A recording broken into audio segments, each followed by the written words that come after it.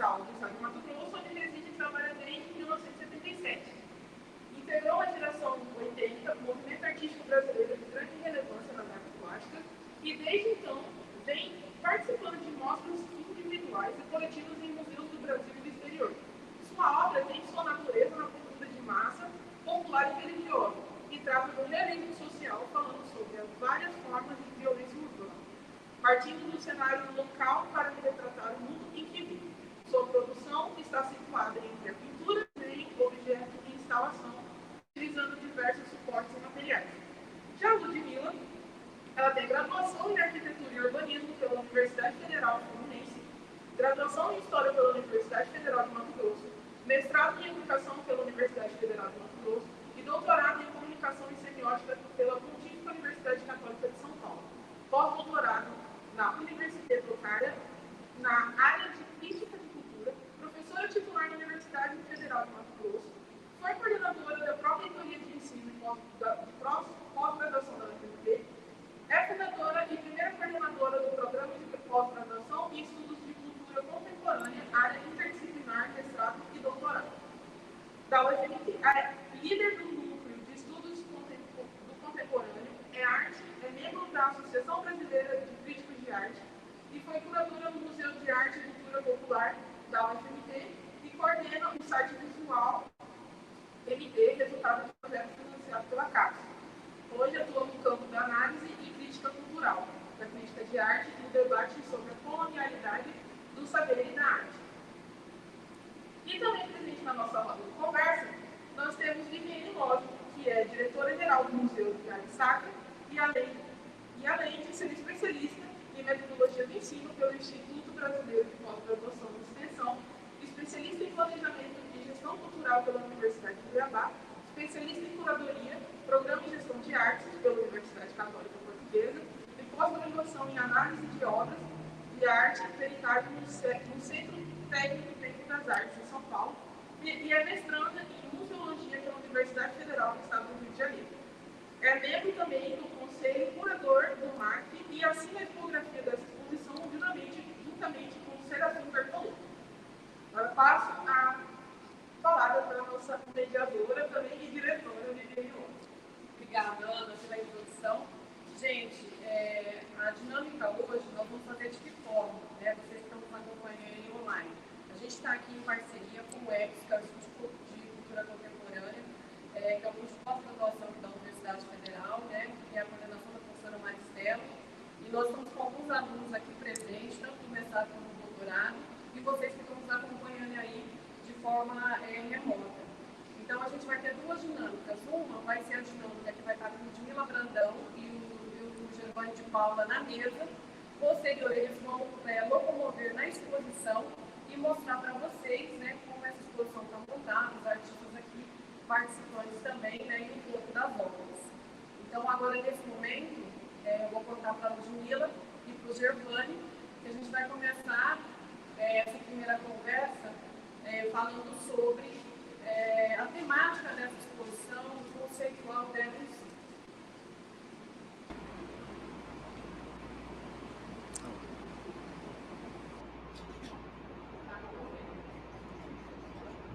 Boa tarde, todos e todas.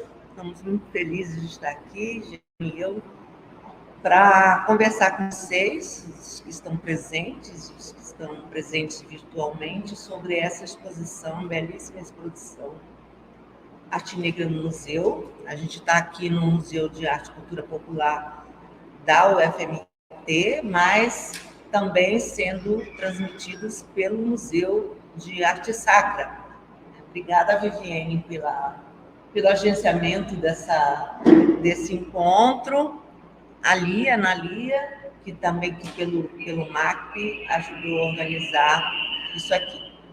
Bom, a gente vai começar falando um pouquinho de o que é que motivou essa exposição. Assim que o museu se encontrou em condições de reabrir as portas, né, passada a pandemia, pelo menos o período mais difícil da pandemia, parece que ela ainda não acabou, temos que tomar cuidado. fomos convidados para participar de uma reunião para discutir como seria essa reabertura ao público, né? E imaginar que a exposição poderia marcar esse novo momento do museu.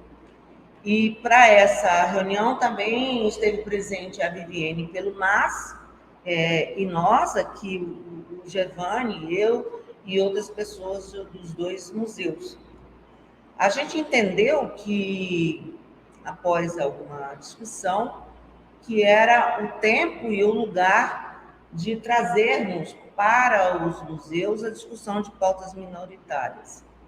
E, evidentemente, são várias, né? A questão do movimento negro, a questão do movimento feminino, do LGBTQIA+, do movimento indígena, ou seja, o que nós temos são questões minoritárias, né, de uma população que não é, do ponto de vista numérico, não é minoritária, mas do ponto de vista social e a gente avaliou que, considerando o acervo do MACP e do próprio MAS, e também a produção recente de jovens artistas, que a gente poderia, sim, reabrir o museu com uma bela exposição sobre uma exposição produzida por artistas negros, mas não apenas isso, né? São artistas negros, mas que colocam em discussão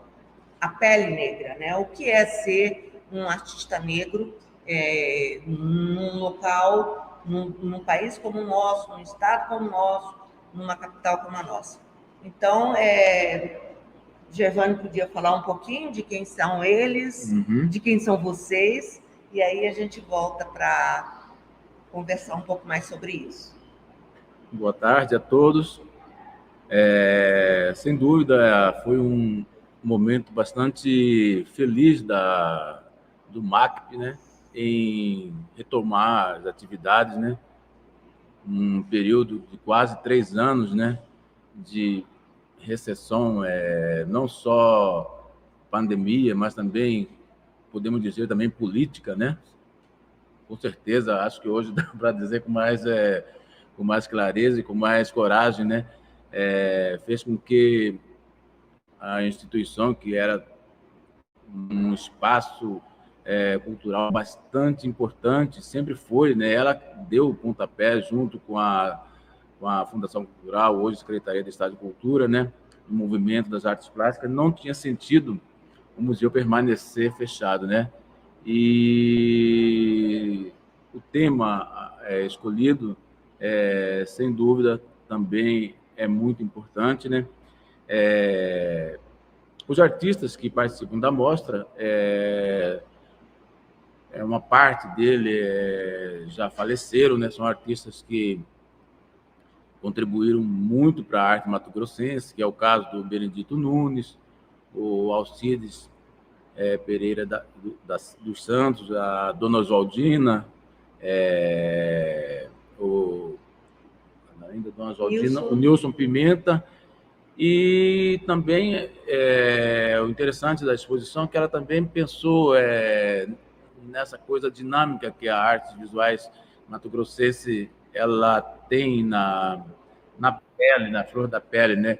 Que ela sempre trazendo novos artistas, né?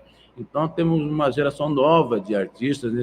E artistas já uma bagagem diferente, o que eu observei, né? São artistas que, além de ser habilidosos, ser bons artesãos, que precisa ser um artesão para ser artista, também são artistas já que têm uma formação acadêmica, artistas... eu não sei se isso também vai futuramente vai pesar, se essa geração já que tem uma formação anterior a essa, que era autodidata, né?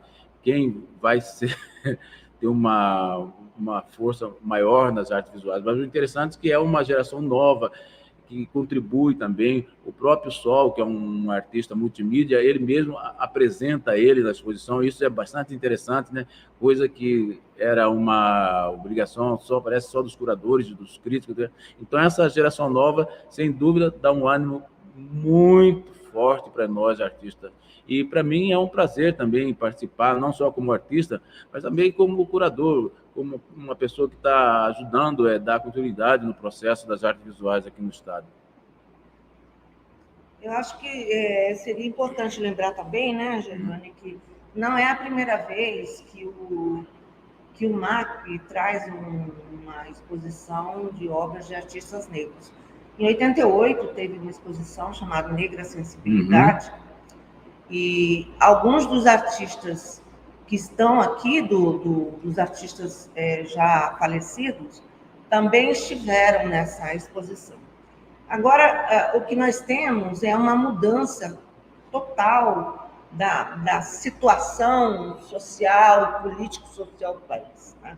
Naquela época, vamos dizer que o museu ainda era esse lugar sagrado, né, para as elites dos países e do Ocidente, e havia toda talvez uma excessiva reverência a esse lugar da arte, né? Que as coisas mudaram bastante de lá para cá, e eu acho muito bom. Então, nessa época, essa exposição, que foi muito bonita, muito bem cuidada e com sensibilidade suficiente, não só dos artistas, mas de quem curou a exposição, para trazer o próprio nome, porque isso é muito curioso, né? A gente, outro dia, estava conversando que é curioso a gente dar o nome da exposição de arte negra, porque a imensa maioria dos artistas daqui de Mato Grosso são negros. E, no entanto, isso meio que passava batido, né? Como se na hora que eles vinham, né? Na hora que eles vinham para o museu, eles deixavam de ser, eles seriam só artistas, né?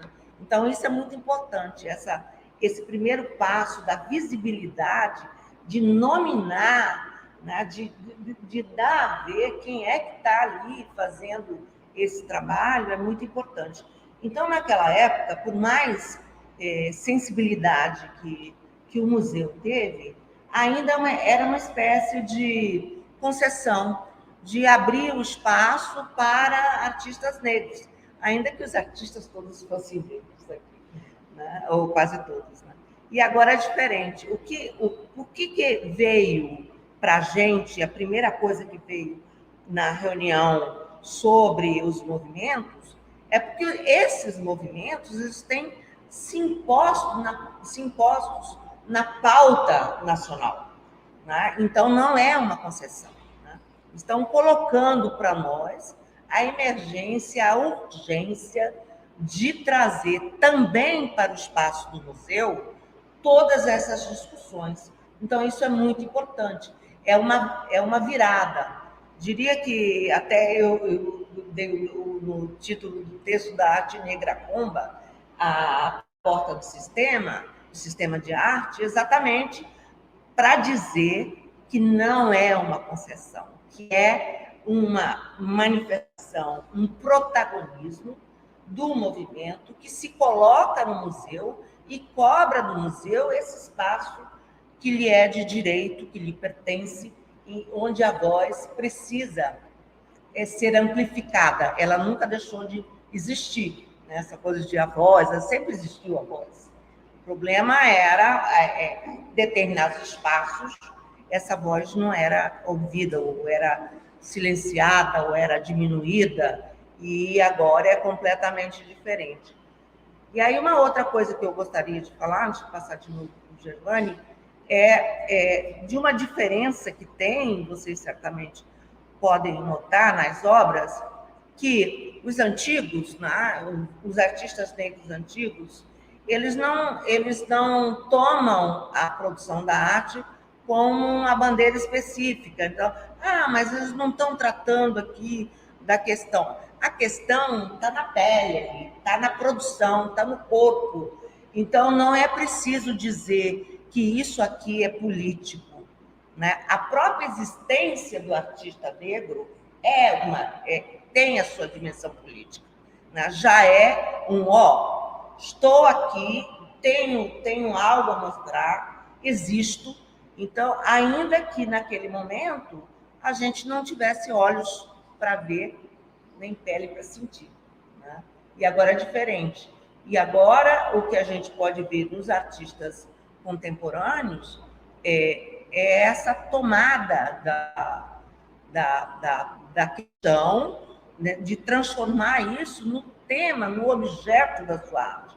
E aí eu acho que quem melhor pode falar disso, que não começou a fazer isso agora, é o Gervani, que em toda a sua carreira essa questão vem sendo colocada. Então, eu acho que ele hoje é uma espécie de liderança para esses jovens artistas, para ver como é que alguém coloca em pauta essa questão que é extremamente importante, que é a questão do racismo no Brasil.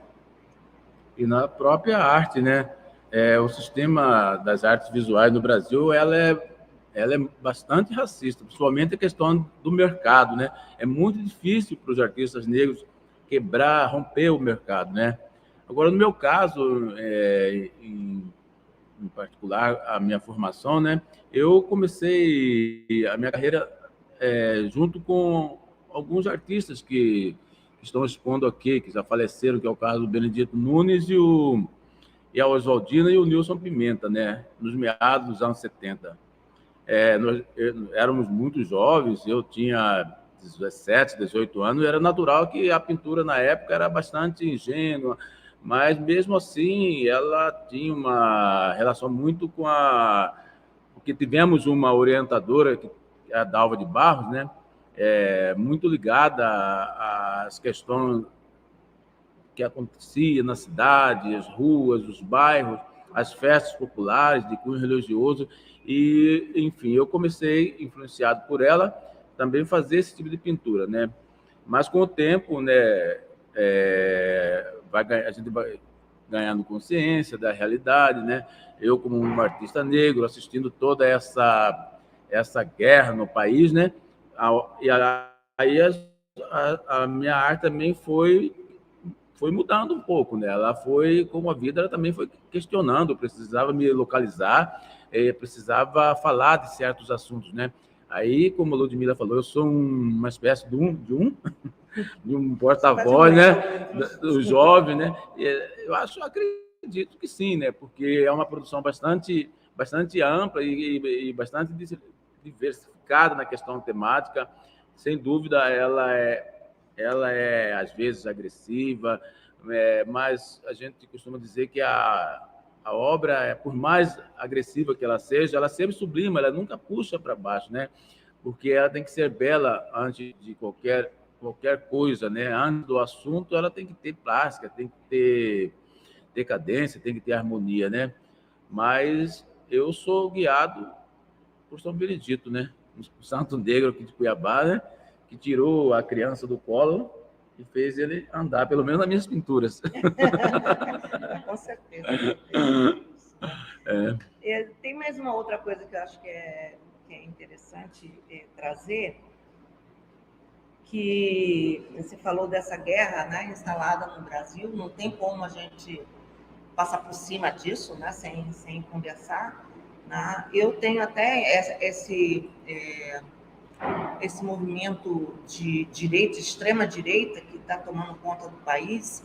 Eu tenho a impressão que isso inclusive, é uma resposta aos protagonismos minoritários. Eles estão desesperados, porque as questões que estão sendo colocadas por esses movimentos são... como é que faz? Não dá para passar por cima, eles estão aí, estão presentes, a gente vai ter que trazer soluções para isso, né? A própria questão da universidade, né, quando começaram as cotas, a universidade está mudando a cara da universidade, ela está tendo uma cara mais negra, mais mestiça, mais indígena, enfim, de todas as minorias que estão ocupando esse espaço. Certamente, essa coisa que destamparam aí os bueiros aí dessa coisa medonha, autoritária da extrema-direita, é uma resposta e a gente tem que segurar o rojão. Não tem alternativa. E aí a arte tem um papel muito importante, por mais que, se a gente for lá na história da arte, lá, alguns teóricos, em um determinado momento, falavam que a arte não poderia se comprometer, não poderia se colocar a serviço de uma causa. Isso era estar a serviço de uma causa. Silenciar era dizer que causa era aquela. Então, nós temos a opinião exatamente o contrário. Que aí eu lembro muito do Deleuze, que falava um negócio muito interessante sobre a arte, que ele falava que a arte é contra-informação. Ou seja, isso que a Giovanna acabou de falar, né, às vezes é preciso ser, sim, agressivo, exatamente para quebrar aquela informação que era uma palavra de ordem. Então, é preciso quebrar as palavras de ordem do sistema artístico, do museu, né? Daqueles que se dizem os intelectuais da arte. Isso é uma bobagem, né? Então, é fundamental que a gente siga em frente, que os artistas sigam com suas causas, né? Com seus protagonismos, que a gente vai estar junto para apoiar, com certeza. Sem dúvida. E é bom lembrar que os artistas mato-grossenses, em particular os de Cuiabá, né, eles têm consciência, né, que eles vivem num eixo fora dos grandes centros, onde o mercado ainda é bastante frágil, quase não existe, né? Mesmo assim, ele produz sabendo que não vai vender, né? Amanhã, né? Ou talvez depois de amanhã, ou talvez nunca. E isso é bastante interessante, né?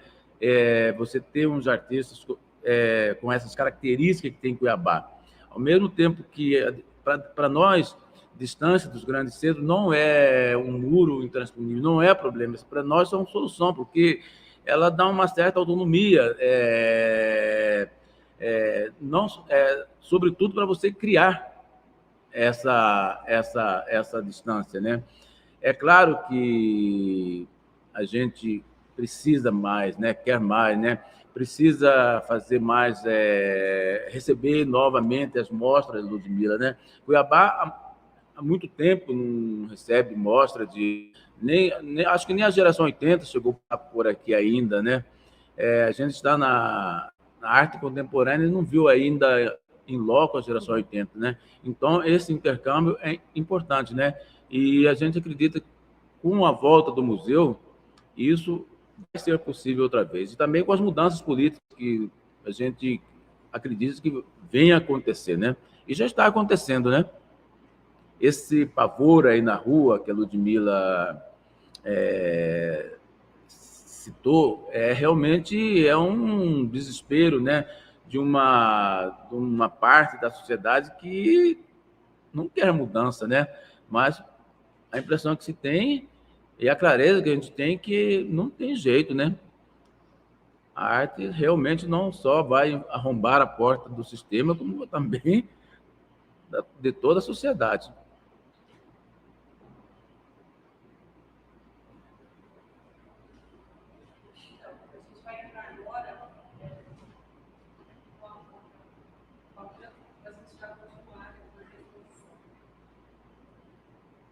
A gente vai rodar? Ou vai fazer pergunta? Vocês querem perguntar agora, responder? Para fazer alguma intervenção? Depois do circuito? Ao mesmo tempo?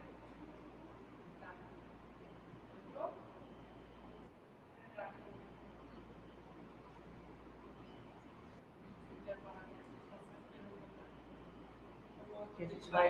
A gente vai agora circular um pouquinho, né, pela exposição, mostrar os trabalhos, né?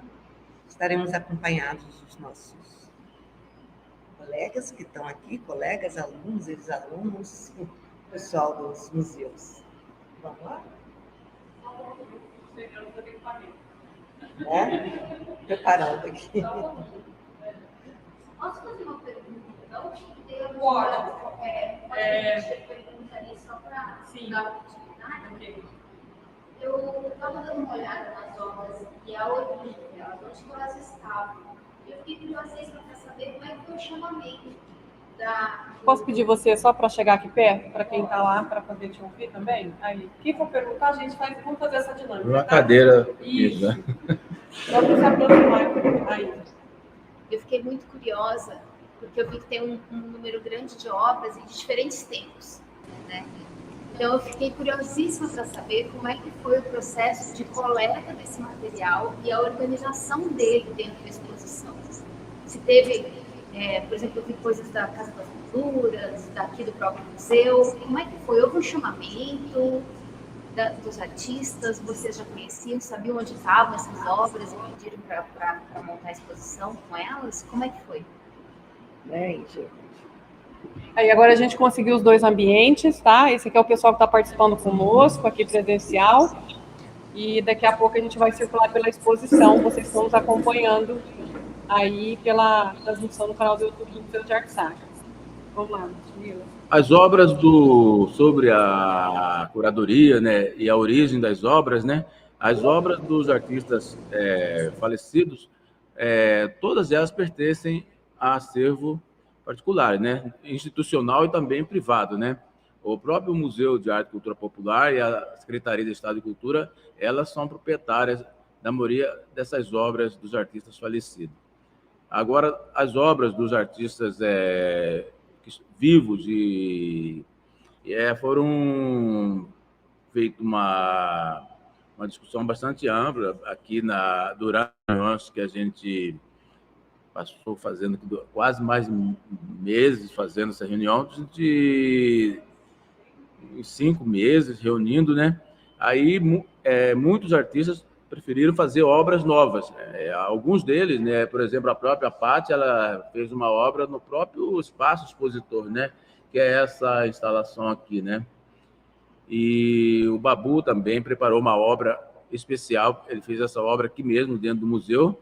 E o Sol e a Fogaça também produziram obras novas e os fotógrafos também apresentaram obras. Isso foi importante. É importante a gente ter marcado esse momento de trazer uma imagem que dá uma renovação, né, no acervo, né? Não vamos fazer uma exposição só de obras antigas, só de artistas que não existem mais. Pelo contrário, mostramos o dinamismo da arte mato-grossense, ainda vindo da mão dos artistas negros, né? E a gente fez uma pesquisa, né, dos artistas que estavam... Agora é tudo mais fácil, não tem Instagram, a gente sai atrás do Instagram, o pessoal, alguns a gente já conhecia, outros alguém indicou, olha, dá uma olhada no material. Então, a gente não fez um chamamento, nós fomos atrás, né, para levantar esse pessoal que está produzindo bastante, imediatamente a gente encontrou por aqui essas pessoas. É claro que tem muito mais gente no estado, né, mas a gente teve essa limitação também de estar por aqui, fazendo, enfim, sem muito recurso, quase sem nenhum recurso, mas a gente conseguiu, acho que, reunir um bom material, uma gente que promete muito mais aí pela frente. A gente vai abrir aqui. Oi. Muito bem. Primeiramente, obrigado. Uma exposição maravilhosa, uma honra estar aqui, poder apreciar os trabalhos e ter a oportunidade de conversar com vocês. Tem uma fala, né, assim, que vocês fizeram que me toca muito, que é a questão de que pro artista negro existir enquanto artista negro já é em si um ato político. E assim, muitas vezes a gente que está no meio da produção artística, a gente tem esse ranço assim, de que o artista ele tem que tratar certas questões obrigatoriamente de tal maneira que é a maneira que se faz militância em arte, entre aspas, correta, e as pessoas cobram isso muitas vezes. Como se o artista não simplesmente contar a sua história não fosse uma forma de resistência também, não fosse uma forma de gritar para o mundo e se tornar visível e mostrar sua identidade. Assim, a minha pergunta mais especificamente para o Gervani é a seguinte, né? Você, assim, sendo um artista já de uma velha guarda, né? Assim, já de uma... Eu falo isso assim com reverência, entendeu? Não é... Eu falo isso com toda a reverência, mas sendo um artista já que, de certa forma, vem de uma geração estabelecida, assim, que se colocou de certa maneira, tem uma linguagem já muito bem estabelecida, como que é assim, essa relação com essa enxurrada de temas e de técnicas novos que essa garota está trazendo agora? Essa é a minha pergunta mais. Tecnologias, né? Olha, eu, além de pintar, eu desenho, fabrico objetos, né? Não trabalho com vídeo, né? Não trabalho com tecnologia, né? Mas é bem-vindo, né? Toda linguagem é bem-vinda e ela, sem dúvida, teria que vir dessa geração considerada nova, né?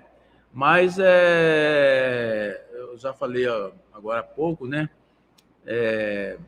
Uma crítica de arte muito conhecida, Aracy Amaral, nós estávamos discutindo sobre o que é arte contemporânea, o que não é, né? Aí ela falou, arte contemporânea pode ser uma gravura também, né? Como também uma fotografia ou um filme pode ser um filme acadêmico, né? Não é o suporte, né? Na verdade, né? Uma coisa curiosa que aconteceu aqui em Cuiabá, num salão de arte que ocorreu em Goiás, aí, como o salão englobava um artista do Centro-Oeste, muitos artistas enviaram obras, né? Alguns fotógrafos, né? Na época se discutia muito o que é arte contemporânea, então tinha muito vídeo, muita fotografia, e muitos enviaram fotos fora de foco, né? E, na verdade, a máxima da fotografia é a luz e o foco, né? Ainda né? Então, eu fico contente e bastante feliz de ver essas novas mídias aparecendo, mas eu acredito que a pintura aqui em Cuiabá ainda é a linguagem predomina, né? Pintura contemporânea que se faz aqui, né? Uma boa pintura, né? Isso aí, para mim Já declararam muitas vezes a morte da pintura, né, Gervani? Pois é, mas ela... isso não existe. Não morre. A pintura é boa, né? Geralmente o curador que não presta. Porque é curioso quando se declarar a morte de algo, porque você dizer que não tem mais possibilidade de criação em cima daquele material, né? Então, e o que a gente vê é exatamente diferente. De repente, vem algo que a gente nunca imaginou que poderia aparecer numa tela. Então, e aparece também outros suportes, né? Exatamente. Então, não é assim. Antepenúltima documento de Cássio, a pintura apareceu na canela de um cachorro, né? Era o cachorro... a obra era uma fotografia, mas o que estava discutindo ali era uma linha que O cara fez na canela do cachorro e fotografou, né? Então, a pintura, ela se reinventa, né? Sim, e produz isso que a gente tinha falado antes de contra-informação, né? Quer dizer, exatamente, e também se desloca a maneira como a gente está habituado, estaria habituado, né, pelos cânones a apreciar alguma coisa, e de repente vem algo que nos obriga a rearranjar essa percepção da obra, né, esse encontro com a obra. Agora, sem dúvida, a arte contemporânea ela muda a todo instante, ela nos mostra algo novo, né? Porque acho que ela está mais próxima à vida, né? A própria Documenta de Cássio agora apresentou obras de artistas coletivos, né? Os artistas da Noruega, 3 indígenas, um deles nem ateliê tinha. A obra dele, ele vendia o direito a colecionadores de pagar para ele reflorestar áreas que foram devastadas lá. Essa era a obra dele, né? De um dos artistas. Então, sem dúvida, a arte contemporânea ela é diferente do teatro e da música, né?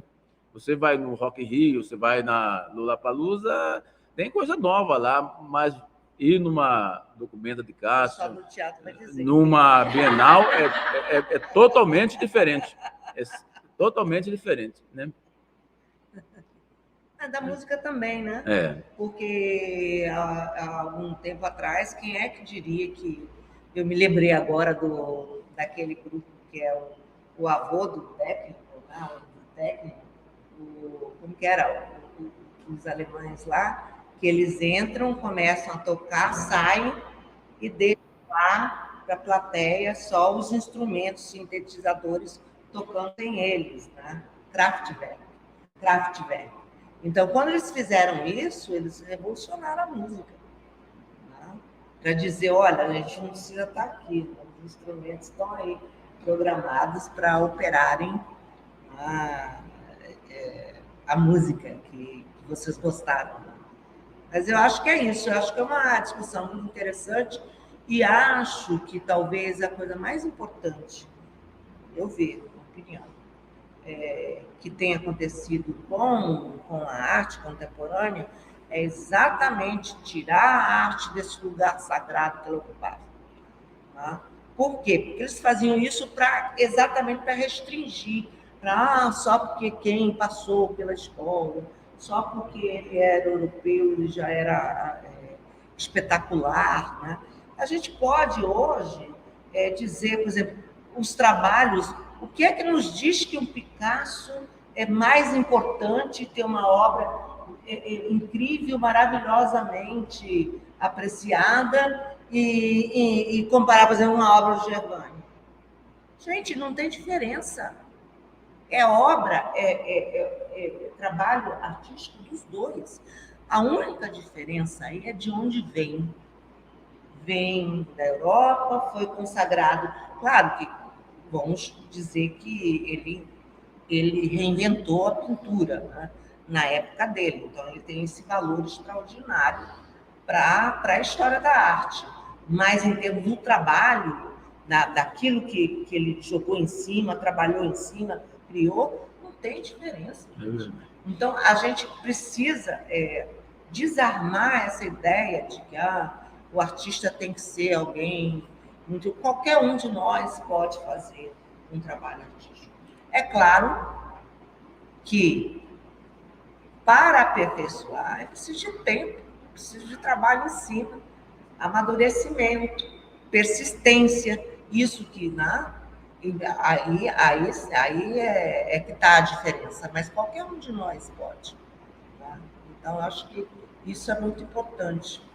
E voltando a falar em tecnologia e contemporaneidade, por exemplo, o artista Vic Muniz, né? Ele é fotógrafo, pintor ou desenhista? Ele desenha com açúcar, né? Rostos, ele desenha com açúcar, né? E desenha com macarrão também, e pinta quadros gigantescos com lixos, né? É claro que ele não vai levar o lixo, né? Aí ele precisa registrar, né? Mas a natureza ainda é a pintura e o desenho. Não é verdade? Né? Boa tarde, obrigada, professora. Obrigada, Gervani. eu ouvia vocês falando e fiquei muito contente, porque quando a gente pensa na sacralização da arte, com ela vem a sacralização do artista. E a senhora falando antes sobre essa perspectiva, né, dos artistas negros arrombando a porta desse espaço de arte, e aqui bem na frente a gente tem uma instalação que questiona não só a forma, mas o conteúdo desse manifesto artístico produzido por artistas negras e negros nesse momento. Então, o que eu queria olhar com a senhora, quem sabe a gente possa pensar juntas, e junto com o Gervani e os colegas aqui também, é isso. Vocês percebem que à medida que as artistas e os artistas negros se atualizam, esse esgarçamento, essa fricção entre os anseios pessoais passam a ser mais, entre aspas, autorizados por, entre aspas, o sistema de arte? Isso acaba sendo... Essa negociação, ela é mais conveniente ou mais genuína? Olha, essa é uma questão em tanto, né? Eu me lembrei agora do Krenak,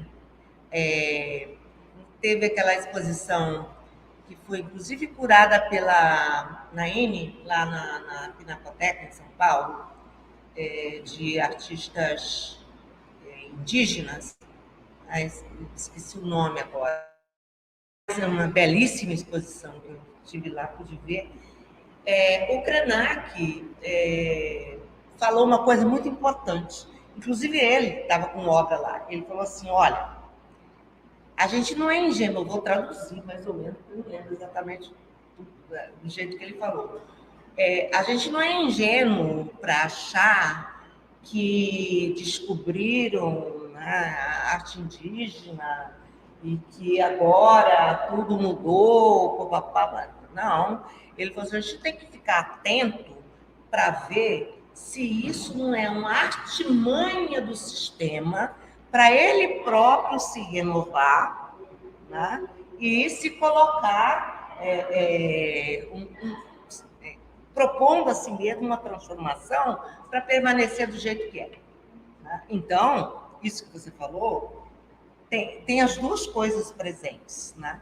Tem, sim, essa forçada de barra mesmo do protagonismo para abrir a porta e dizer, olha, isso aqui, a gente está aqui, né? A gente vai ocupar esse espaço, mas também tem essa tentativa de apropriação daquilo, não só de apropriar, mas de domesticar. Isso é o grande risco, né? Para a sociedade, para essa sociedade que permanece entre nós, né? Que é elitista, que é escravista, que é racista, que é isso tudo que a gente sabe que é, mas também e principalmente para o capital. Né? É como ele se coloca na ponta para ver o que é que está sendo valorizado agora. E ele não vai perder a oportunidade, jamais. Então, eu acho que continua, na verdade, continua a mesma coisa que existia lá, desde os mecenas e essa coisa toda. É uma discussão entre o artista que produz, os interesses de quem financia ou de quem quer ganhar alguma coisa, ou poder, ou dinheiro mesmo com isso. Então, o artista está sempre sendo colocado com essa faca, né, essa espada de dano no pescoço, né, de se render ou de conseguir driblar o sistema para continuar produzindo contra-informação. Senão, ele deita lá naquilo que ele já fez e fica ali, né, produzindo o que o sistema quer e não o que ele bom. Isso é o que eu penso. Vamos ver, Gervani. Olha, as artes visuais, sem dúvida, ela é diferente. Eu penso que é de outras modalidades, onde o negro tenta inserir ou está inserido, né? No caso do futebol, né?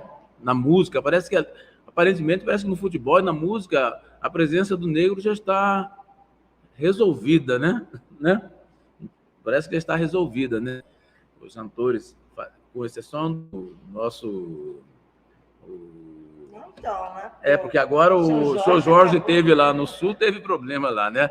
Mas, em geral, o futebol e a música, dá a impressão que a presença do negro já está resolvida, mas não está. Mas nas artes visuais é mais difícil ainda. Mais difícil também porque os outros profissionais, faltam mais curadores, mais intelectuais. Intelectuais, como hoje ia falar mais intelectual, né, acho que nem pode mais, né? Mas precisa de mais de outro braço da dinâmica das artes visuais. Nós temos que ter mais curadores negros, mais críticos, para indicar também, porque são eles que indicam os artistas que participam das mostras, das bienais, né? E a presença deles ainda é muito pequena, ainda no circuito, né? Bastante pequena, né? Eu acho que mais ainda, Gervânia, é a necessidade de financiamento.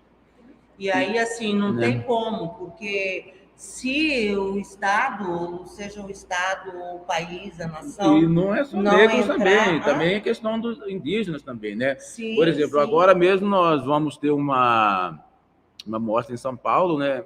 3 artistas de Cuiabá estão participando, acho que é a Paty, a Dalva e a Ruth Albernaz. Quem indicou? Foi uma curadora indígena, a Naime, né?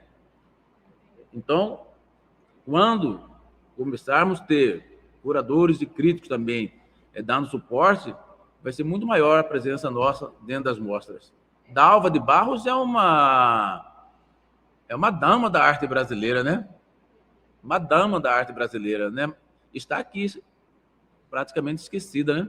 Uma dama da arte brasileira, né? Eu lembrava uma situação que tem um livro estudantilista que a gente discutiu no NEC, que é sobre como os homens brancos se mantêm no sistema, citando outros homens brancos e fazendo disso a sua força, e que outros grupos, outras pautas identitárias precisam aprender a fazer isso, porque é dessa forma que a gente se fortalece. Eu pensei nisso, pensei também numa obra da Arissana Pataxó, que é uma artista indígena baiana, bastante conhecida, principalmente no Nordeste, e ela tem uma obra que é uma faca, que demonstra tanto o instrumento de trabalho das comunidades indígenas, quanto a mesma lâmina que foi responsável pelo genocídio, e como que precisa equilibrar esses dois universos, a maneira como a gente se coloca enquanto personagens desse circuito que é muito complexo, que reúne muito mais do que os artistas e as artistas, mas tem todo um processo de curadoria, de mercado, de quem compra onde, como por vezes pensa a portinha para as pautas identitárias como uma cota para dizer, olha, a gente está pensando nisso, mas que na verdade não está criando uma vitrine para o mercado que nem sempre pensa pelo melhor para o artista, para a experiência poética, enfim. Queria saber um pouquinho como vocês avaliam isso. Isso. Vamos circular? Tá bom. Não, pode perguntar. Primeiro, quero agradecer vocês por trazer, né, uma exposição tão bela e tão importante num momento tão importante, né, que a gente vive, a questão política que já foi falada aqui. E eu queria entender um pouquinho, depois eu queria entender um pouco as obras, né, do Gervânia, qual foi o sentimento dele para trazer essas obras, e queria entender da curadoria qual é a visão de vocês em relação a gente falando desse movimento negro, né, que vem de fora, dentro dos museus e sai daquela coisa acadêmica, né, dessa ideia só do acadêmico, do belo, né, e a gente chega num movimento desse, assim, igual o grafite, né, que a Paty, o Babu, uma galera traz para dentro dos museus, apesar que eu vejo que aqui a gente tem uma aceitação muito boa, né, a Aline, vocês, né? O Gervani já vem com a questão do muralismo, né? Dessa coisa da arte de rua. Mas qual é a visão de vocês, né? Da importância e dessa abertura, né? Que o grafite teve para entrar dentro dos museus, e se até me tocou um pouco a sua fala em relação, será que eles não estão trazendo para dominar, né? Porque muitas vezes eu vejo, assim, a gente comercializa, estamos tentando fazer um trabalho mais sustentável, né? Para ajudar os artistas a desenvolverem melhor e, além disso, a conseguir comercializar as obras também. E muitos dos grafites são vendidos para brancos, né? E a gente vê que parece uma coisa de tomar posse. E a gente lembra dos movimentos nos museus, em São Paulo, a invasão, o piche, né? Porque ele vem daí, né? Um movimento negro, né? Da rua mesmo, que era a graxa, todo aquele processo. Né? E qual que é a visão de vocês em relação ao grafite hoje, dentro do museu, né, e a importância com esse movimento, né, da arte contemporânea, do grafite hoje para vocês e para essa exposição? A ideia do grafite, na verdade, ela eu penso que é uma ideia já acompanha o homem, né, desde da pré-história, né? Claro, o espaço expositor era as cavernas, né? Mas eu acho que ali quando se fala de grafite, eu acho que já dá para começar por ali, né? Ele pegou uma dimensão e importância, acho que nos anos 70 para 80, quando Basquiat, Keith Haring, que eram grafiteiros muito importantes, que tornaram também, hoje são artistas valiosos, né? E tomou conta do mundo inteiro, né? Sobretudo Cuiabá, né? E agora está aqui. Do espaço público. Do espaço público, porque né? Acho que o grande barato aí é o espaço público. Espaço público. Sabe o que eu me lembrei? Eu tinha 17 anos, no Rio de Janeiro, quando fui para lá fazer vestibular, e o Rio, e ter a ideia da potência disso, o Rio começou a ser grafitado, não era grafite, era picho, né? Era um picho que eu não me esqueço até hoje, ele escrevia assim, Selacanto provoca maremoto. Ninguém sabia o que era isso. Tudo quanto era lugar, em pena de prédio, não sei o que, estava Selacanto provoca maremoto. E aí, aparece, se vocês fizerem essa busca no Google, vocês vão achar. E era algo que atraía o nosso olhar. Então, eu digo assim, que esse picho é uma voz que grita em silêncio.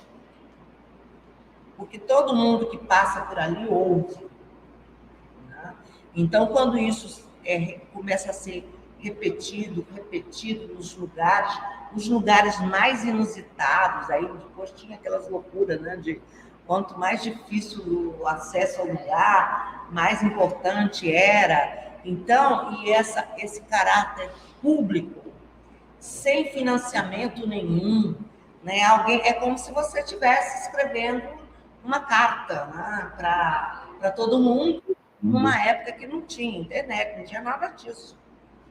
Então, era um jornal, a parede era um jornal.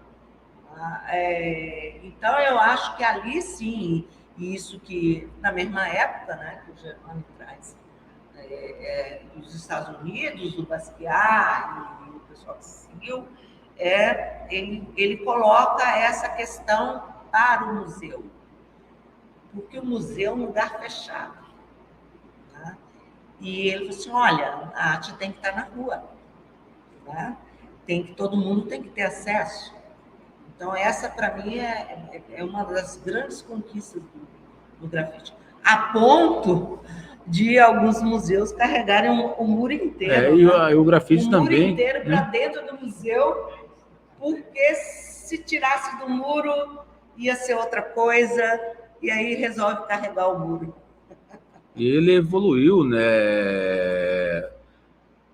Plasticamente, o grafite feito hoje de muita qualidade visual, estética, né? E, sem dúvida, o grafite em lugares públicos ele tem mais charme do que dentro, na minha opinião, do que dentro de um museu, né? Porque no espaço público ele socializa, né, a arte, né? Democratiza de uma forma que dentro do museu não consegue ainda, né? Agora já tem cidades que têm roteiro, né? Em Montevidéu, Bogotá, né? Na Documenta de Cássia teve muito grafite nessa edição da agora, né? Skatista andando em cima de grafite, mas em lugares abertos, né? Não foram em lugares fechados, né? Em lugares públicos, né? Essa discussão também do espaço público e também como abordar uma obra é um tema bastante interessante que vai ter que um dia professor aí, outros, né, começar a discutir, né? A gente vai ter que abrir também espaço mais democrático, né, para as obras serem apresentadas ao público, né? Sem dúvida, o museu abrir as portas é o que nós mais esperávamos, né? Mas estamos loucos também para voltar para as ruas, né? O lugar onde as pessoas que não têm o costume de frequentar espaços fechados poderem também participar da produção artística da cidade, né?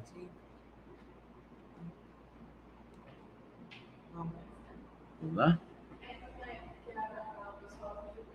Eu recolocar, né, que eu tinha perguntado sobre como vocês avaliam, né, esse espaço, que é um pouco do que ele trouxe também, do que a gente tem falado sobre como ser artista nesse mercado, né, como poder criar sem ser domesticado, sem ser apenas vendido, apenas comercializado como mais uma moeda de troca.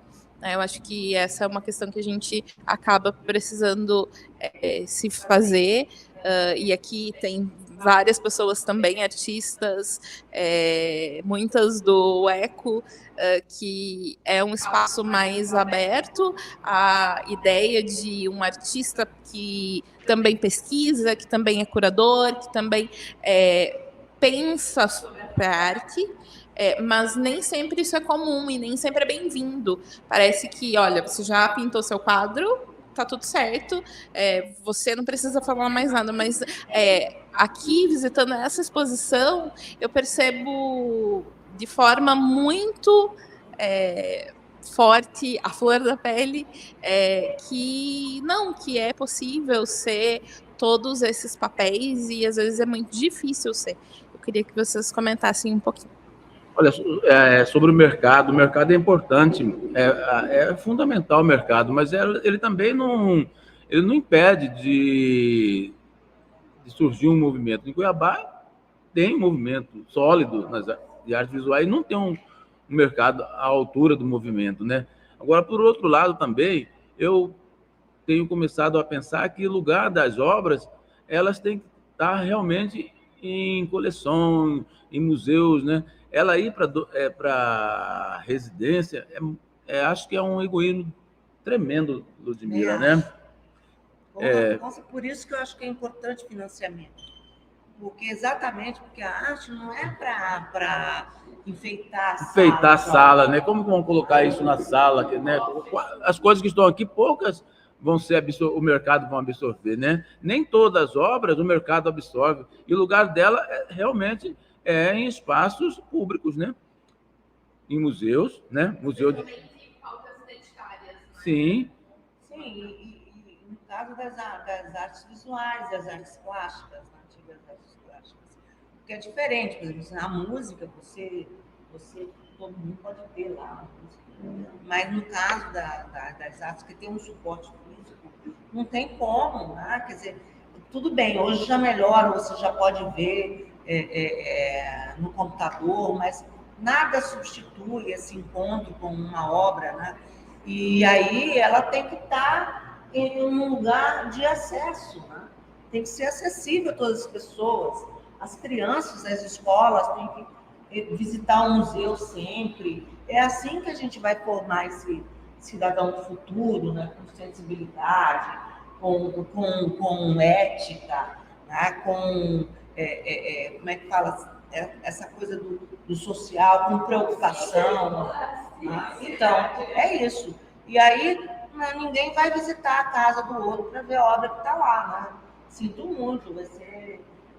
tudo bem, nada contra, eu tenho algumas coisinhas lá em casa, poucas coisas, mas assim, porque eu sempre fiquei nessa, não sou uma colecionadora, não quero ser, não é isso, eu quero ir ao museu e encontrar lá um artista cujo trabalho eu aprecio muito. Eu acho que é isso. E os colecionadores também vão ter que mudar um pouco, né? A relação que ele tem com a obra, né? A compra da obra, né? O que a gente observa que colecionadores como Gilberto Chateaubriand, que passou a vida inteira colecionando, né? No final, ele doou toda a obra, né, para o MAM, para o Museu de Arte Moderna, né? Praticamente tem uma história ali do Brasil, né? Contada ali pelos artistas brasileiros, porque a coleção dele abrange o Brasil todo, né? E aqui em Mato Grosso, aqui em Cuiabá, acho que vamos ter que trabalhar isso também, né? Ainda o poder público preocupa muito em homenagear heróis, né? A praça nossa ali em frente da prefeitura, por exemplo, né? É uma coisa bastante engraçada, né?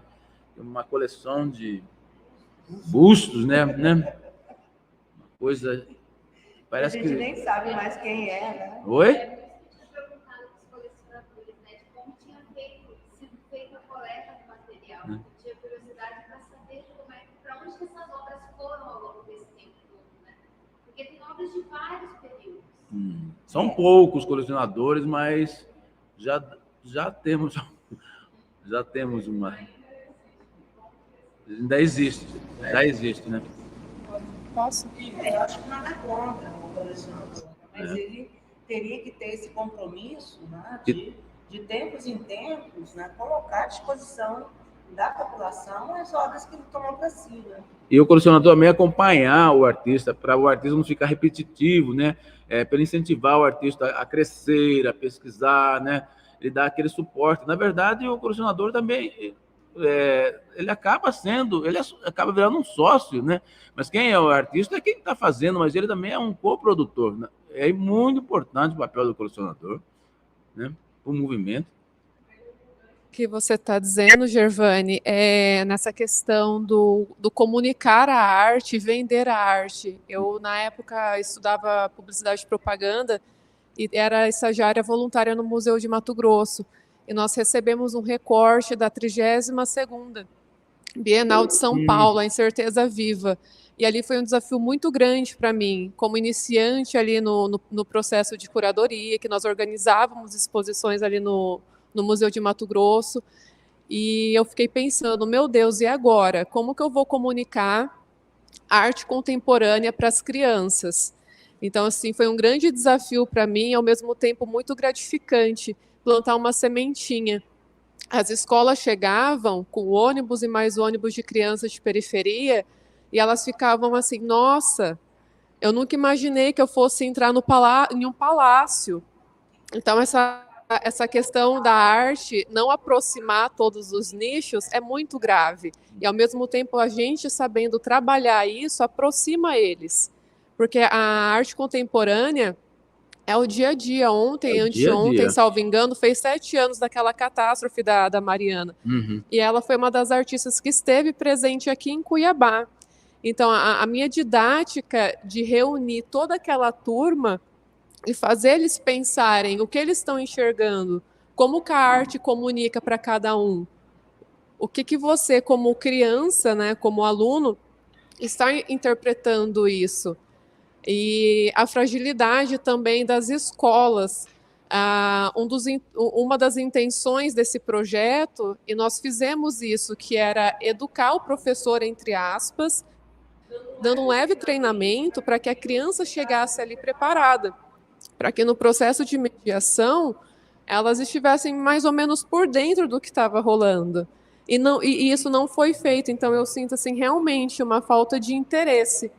Por quê? Tem essa fachada que a arte é só para os ricos, é elitizado. E não é. Tem muita arte contemporânea aí de fácil acesso. E tem muita gente criando, né? Você citou há pouco a questão do mercado. Eu, como marchand, eu sinto muito isso. Né? Eu tenho... e dentro do acervo, a importância do colecionador, de viver tudo isso e saber também expor, emprestar um pouquinho ali para que tenha acesso a todo mundo. Isso mesmo. Né? E um puxão de orelha também para as escolas, porque na época, lá atrás, o SESC, por exemplo, disponibilizava ônibus. É tudo questão de interesse e programação. Né? Então, vamos pegar as crianças aqui em tal horário e fazer elas entenderem a arte. E em um desses processos, o explicar a diferença da arte clássica para a arte contemporânea também foi um grande desafio. E hoje, alunos daquela época ainda me mandam mensagem: tia Jaque, eu levei meu pai, eu levei meu irmão, eu levei minha família, a gente veio de ônibus, aonde mais está tendo exposições? Eu quero consumir. Então, assim, foi um trabalho muito lindo que a arte contemporânea aproximou isso. E o melhor de tudo, é de fácil acesso. Aqui não é cobrado nada para a nova juventude se nutrir de cultura, da arte local principalmente. Nós temos aqui a Alcides Pereira. Meu Deus, incrível! Entre tantos outros artistas, inclusive você. Bom, só foi uma colocação, não chega a ser uma pergunta. E realmente o nosso mercado é um pouco frágil comparado aos grandes centros, né? Lá eu moro lá também, e é muito gostoso essa dinâmica cultural, esse bate-papo que a gente tem direto com o artista, a mediação com o artista, junto com o processo de curadoria, e que tenhamos mais presenças como essas, né? E que o público aumente ao longo do tempo. Isso aí. Vamos lá andar agora? Caminhar um pouco? E aí? Vamos andar um pouco? Só um pouquinho. Você vem falar aqui, vem aqui do meu lado. Não, você vai falar de cá. Vocês viram? Você quer de lá ou daqui? Então tá, eu já estou aqui. Olha só, a dupla dinâmica, né? Gente, eu vou passar aqui para o Eduardo, né, Paiva. Ele é coordenador aqui do museu, do MACP, que está recebendo essa roda de conversa, assim também como todos os convidados aqui presentes, nosso anfitrião da casa. Vou passar aqui para ele para algumas considerações. Não, na verdade, eu só queria agradecer ao ECO e vocês por estarem aqui, agradecer ao Gervani, a Ludmila, por estarem sempre, né, dispostos aqui. Acho que deve ser a terceira vez já, né, que vocês estão fazendo essa roda de conversa. E também reforçar, pessoal, que o museu está aberto para visitas coletivas. Eu sei que muitos de vocês trabalham com educação e arte, então agendem, tragam turmas, escolas de vocês. E os agendamentos com escolas são feitos na parte da manhã. Então, se vocês tiverem interesse de trazer aulas, para fazerem aulas aqui, vocês podem agendar no nosso e-mail na parte da manhã. E sejam bem-vindos aqui, o museu é de vocês, é um museu público, aberto, e que tem também esse lado didático, tá? Para a gente é muito recompensador estar recebendo, né, o pessoal. A Ana Lia ali é a nossa responsável pela parte da educação. Vocês precisando, falem com ela diretamente também, não precisam falar necessariamente comigo. A Ana Lia está aqui todos os dias de manhã, tá? E aproveitem aqui o museu e aproveitem os curadores aqui, todo mundo. Desculpa, eu tenho que ir, tá, pessoal? Eu não posso ficar aqui acompanhando vocês, mas aproveitem aí, tá? Desfrutem. Desfrutem. Precisam fazer um tour agora com Ludmila. Obrigada, viu, gente? O Edu tá saindo, que ele tem um outro compromisso. A Ana, vem cá, Ana, rapidinho.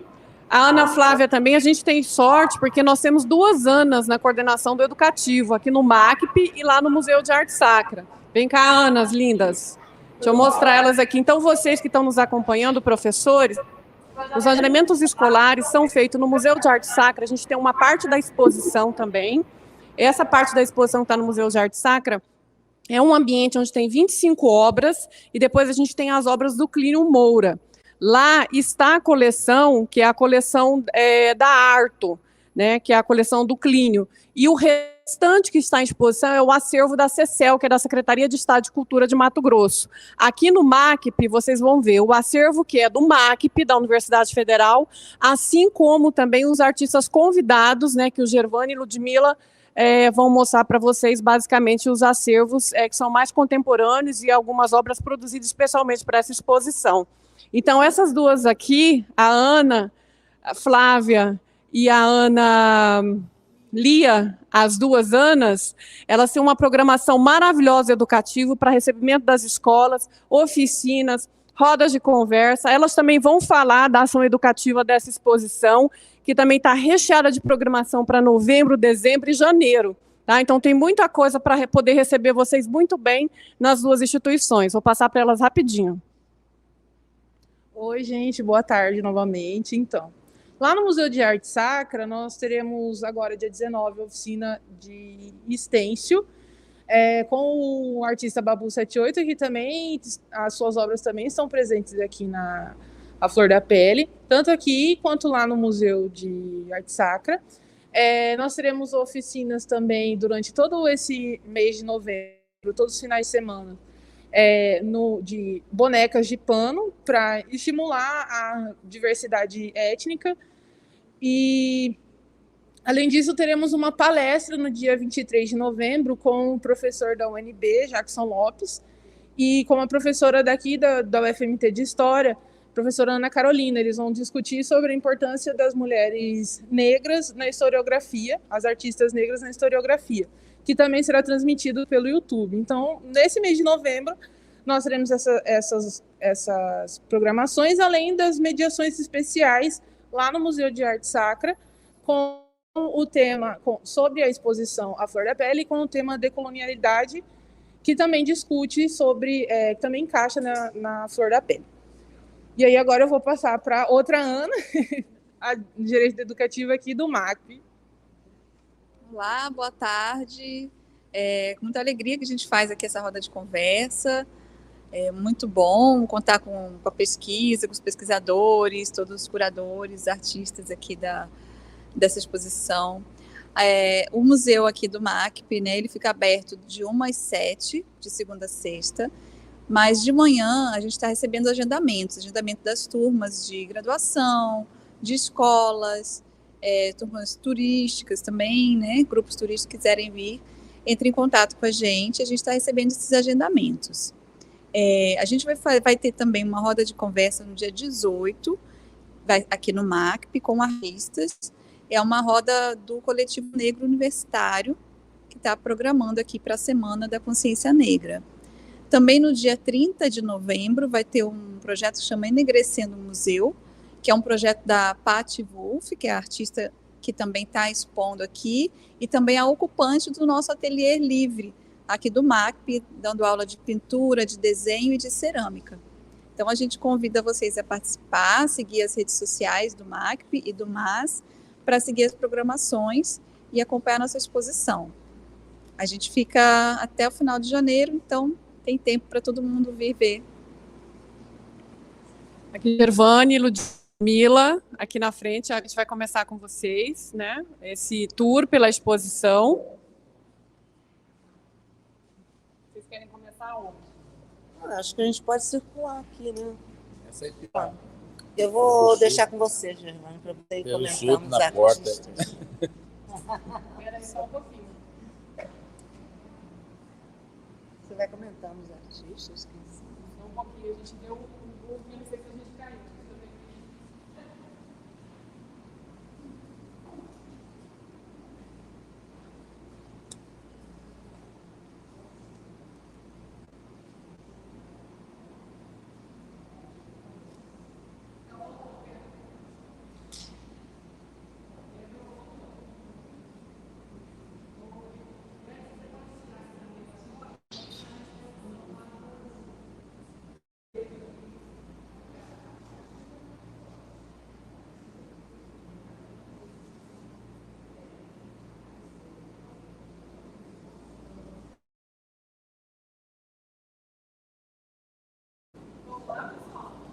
Vamos lá.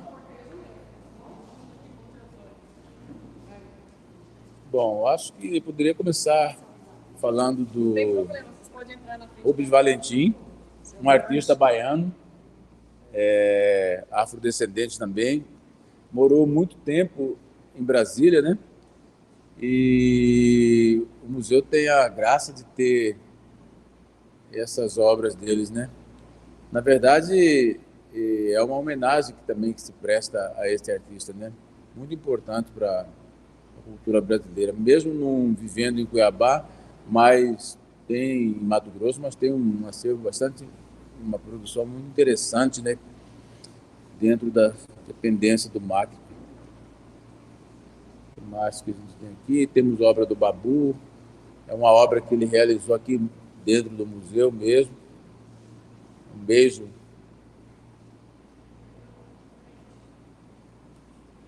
Obra que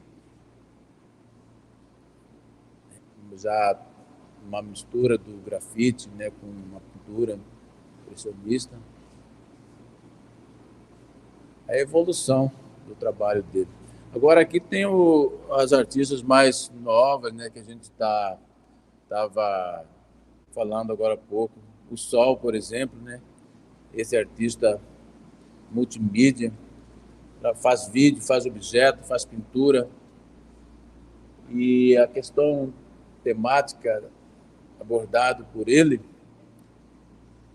está bastante relacionado à própria vida dele, né? E o que ele pensa, né? Sobre o papel desse novo ser que está. Isso aqui também é outra obra dele. Uma obra que faz referência também à questão da cultura aqui do estado, no caso aqui, a manga e o linguajar cuiabano. São artistas diferentes, né? Mas que trabalham o mesmo tema. Esse tema da Daisy também já foi abordado na pintura do Sol, né? Que a Elaine Fogaça trabalha. Isso que é legal, né? Trabalhar o mesmo assunto e com uma expressão diferente. Eu mesmo fiz muita coisa quando a Dir Sodré era mais jovem, nós trabalhávamos juntos, nós juntávamos praticamente o mesmo assunto, né? Lia os mesmos livros, ouvia as mesmas músicas. Isso é comum entre artistas de gerações distintas, né? E na obra da Fogaça e do Sol a gente vê isso. Inclusive, vai ter se me permite, já que falamos de Babu, se não me engano, na próxima semana já entramos com uma exposição, a Galeria Origens, o Babu vai estar expondo lá. Então, apreciem, desfrutem. Onde é essa galeria? Para a próxima parte. Tem uma pergunta no YouTube, tanto para o senhor quanto para a Ludmila, que pergunta assim: Aline Figueiredo falava de arte cabocla na mesma situação, Frederico Moraes e Araci Amaral. No caso de Mato Grosso, de Cuiabá particularmente, que tanto da arte negra tem a arte cabocla? Olha, o movimento da caboclo, da pintura cabocla mato-grossense, na verdade, é uma só. Eu acredito que esse núcleo de artistas que se formou nesse período, eles tinham uma característica. Eram todos de origem popular e vieram dos bairros periféricos da cidade, né? Eu saí do Araés, Márcio Aurélio do Porto, Adir Sodré do Pedregal, Oswaldina do bairro da Mandioca ali. Então, eu acho que todos eles trouxeram essa questão da terra. Eles falam de arte cabocla, não é a arte matuta, nem a arte indígena. É uma arte bruta, na verdade, né? Mas bruta no sentido de ser original. E os negros têm um papel muito importante nesse processo aí. Porque, basicamente, era formado por artistas afrodescendentes, e esse movimento surgiu nos meados dos anos 70, né? Então, eu acho que é uma coisa só, né? É claro que, como eu falei, todos eram muito jovens, né? Hoje são três décadas de trabalho, a minha pintura, a minha obra já mudou muito, né? Como a do Adir também mudou no decorrer da carreira dele, do Benedito Nunes, né? Então, foi um período bastante extenso, então produziu uma iconografia bastante diversificada.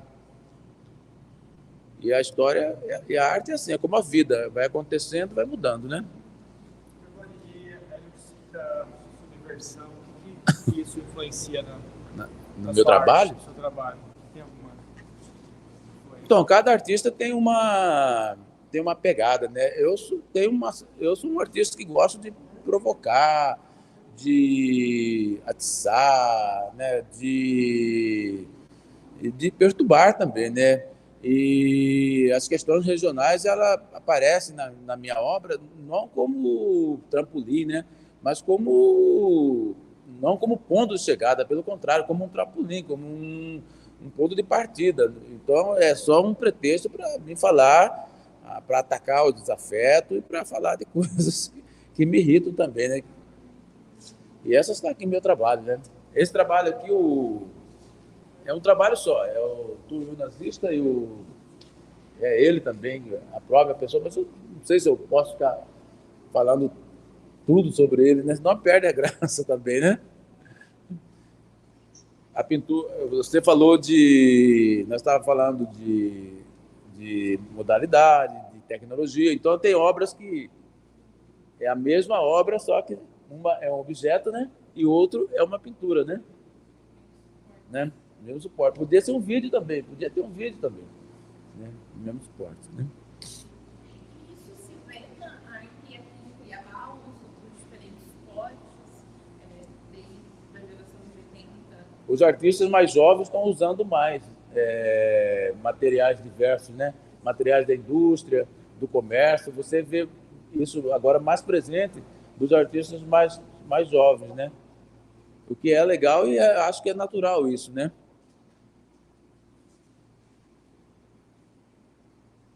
O que eu posso falar das minhas pinturas? É muito difícil, né? Tem muita coisa para falar, mas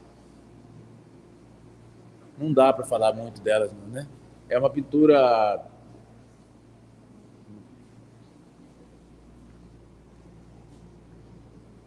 foram feitas, tanto esse conjunto aqui, elas foram feitas na década de 80 a 90, né? Eu fiz vários retratos do santo negro, né? O São Benedito, né? Na verdade, o padroeiro de Cuiabá não é São Benedito, é São Bom Jesus de Cuiabá, né? Mas é a São Benedito que as pessoas, quando estão em apuros, né, correm, sobretudo as pessoas brancas. Não é lá que eles correm? E é um santo que sempre perturbou a minha, desde criança, né? Aquele santo carregando aquela criança, sempre perturbou. Aí eu tive essa oportunidade, depois de adulto, colocar ele no chão. Acho que era um desejo antigo. É um tema recorrente, né? Na minha pintura. É uma pintura, é um objeto. Tá. Várias interpretações. O homem com a flor na boca sou eu. Né? Aline querido.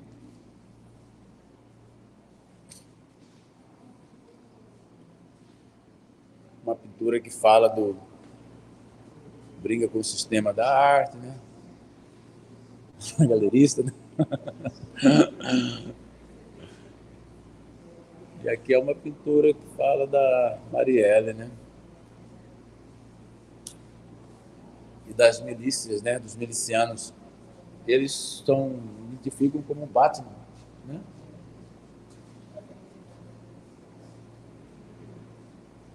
Justiceiro, né?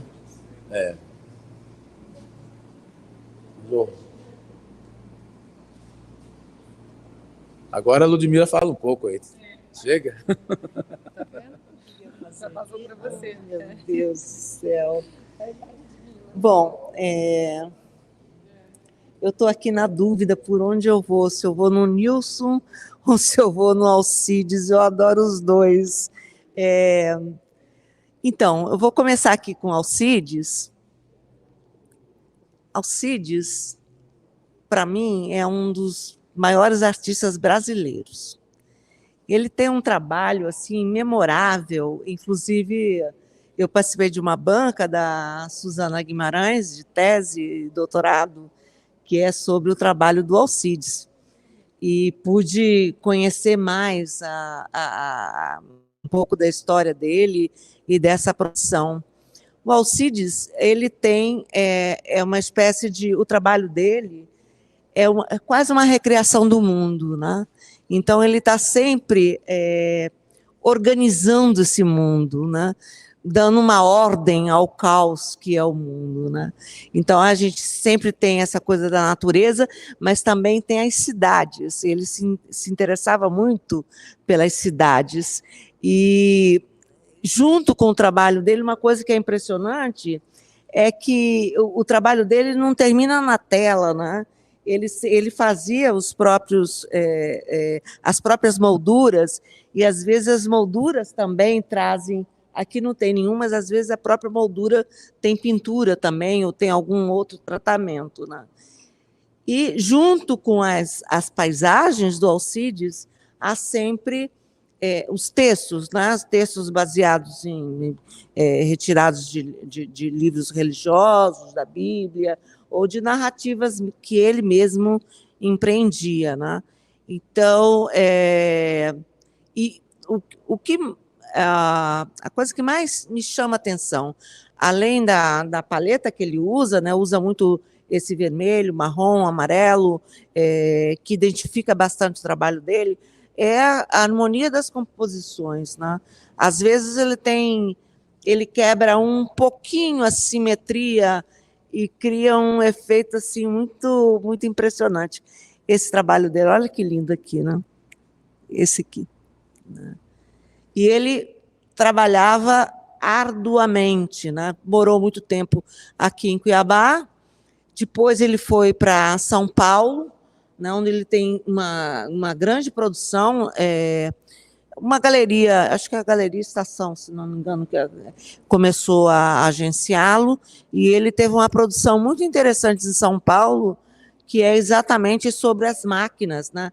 Sobre a helicóptero, ele pintou helicóptero, pintou carro, barco, né? Navio, enfim, né? Então é curioso porque é um homem que, né, ao mesmo tempo, ele estava preocupado com essa coisa da organização do mundo, essa obra aqui é maravilhosa, né? Terceiro e quarto dias da criação, né? Então, ele está fazendo essa narrativa da criação. Mas ele não ficou só nisso, quer dizer, ele foi também pintar as fábricas, né? As fábricas, a tecnologia. Então, ele trazia para a obra dele esse mundo que o cercava, né? Então, eu acho assim maravilhoso, né?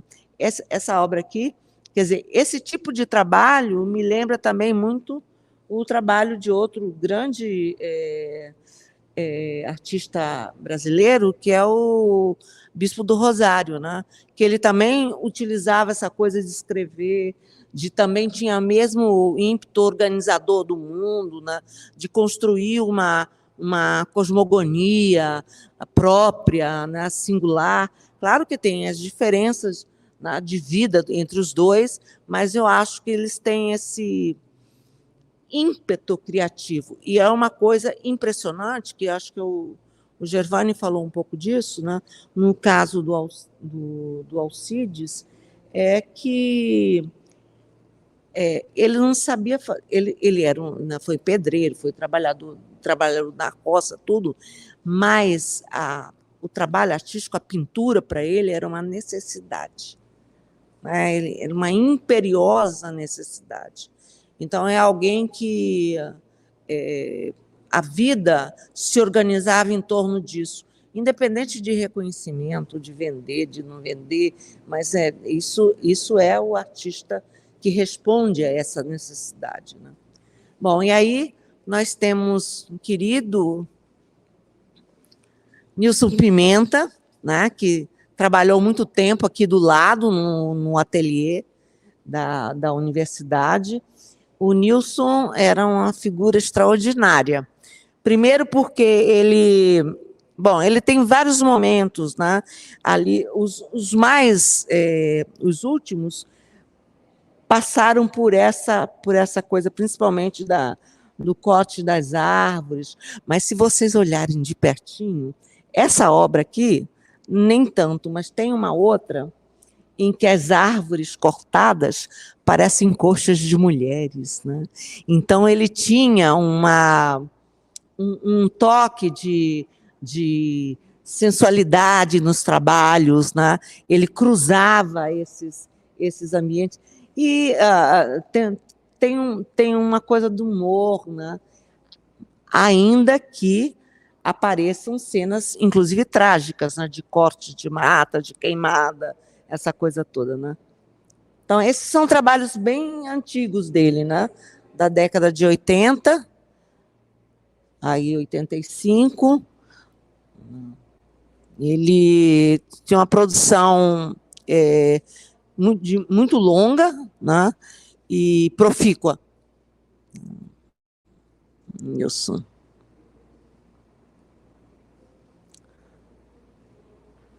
Os personagens que ele cria são...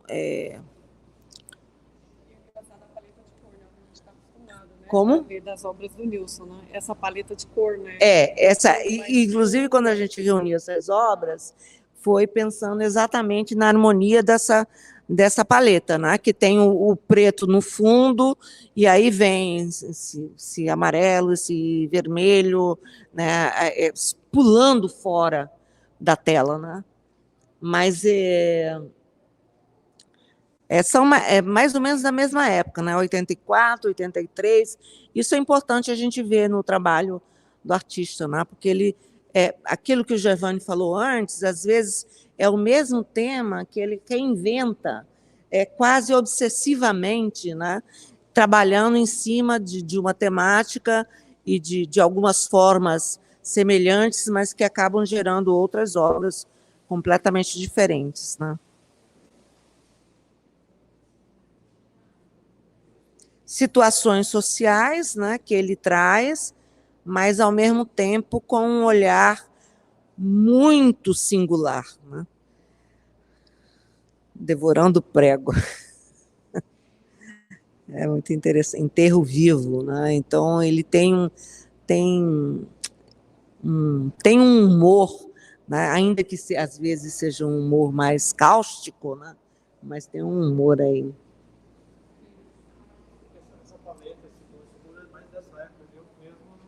Peguei muito, né? Esse fundo preto, né?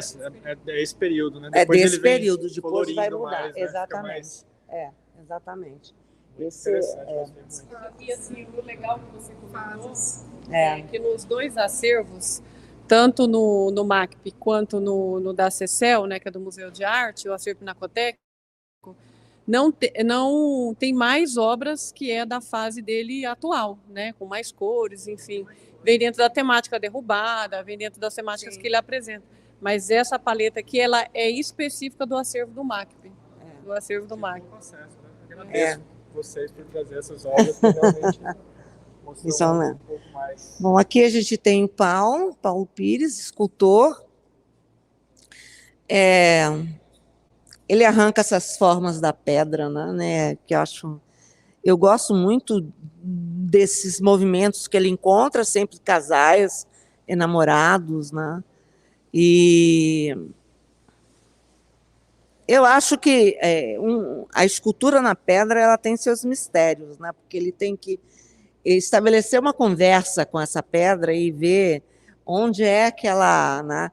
Que caminho ela oferece, quais são os caminhos, as ranhuras, para encontrar as formas que ele mais ou menos circula, né? E tem, enfim, Essa aqui, por exemplo, que tem essas diferentes cores, né? É muito interessante ao mesmo tempo. As 3 dimensões, elas trazem um outro tipo de experiência, né? Diferentemente da pintura, né? Em 2 dimensões, né? Eu estou me permitindo tocar aqui porque é um material mais resistente, mas a rigor a gente não deve tocar, né? Então, ele toma partido da própria, né, configuração da pedra para colocar onde ele deseja alguns efeitos, né? Isso.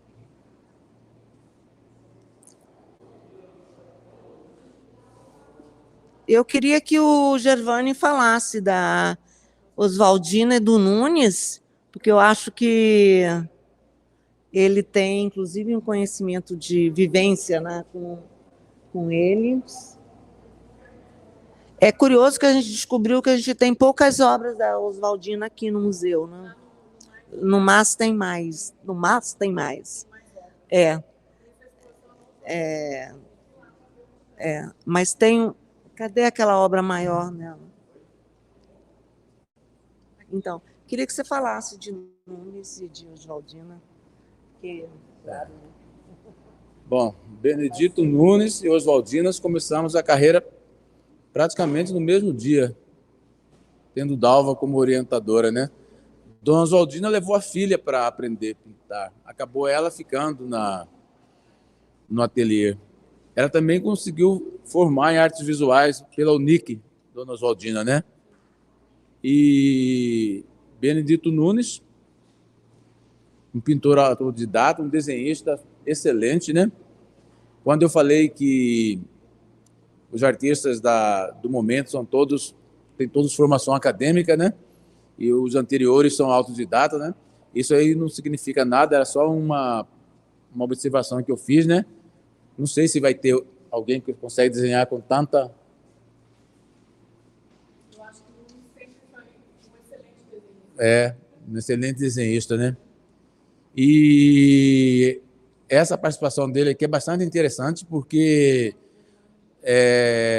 ele também começou a fazer umas paisagens do Cerrado aqui do Centro-Oeste, né? E acabou, os colecionadores também, ao invés de incentivá-lo, associaram a produção dele, e ele quase acabou virando pintor do Cerrado, né? E, na verdade, ele é muito mais que isso, né?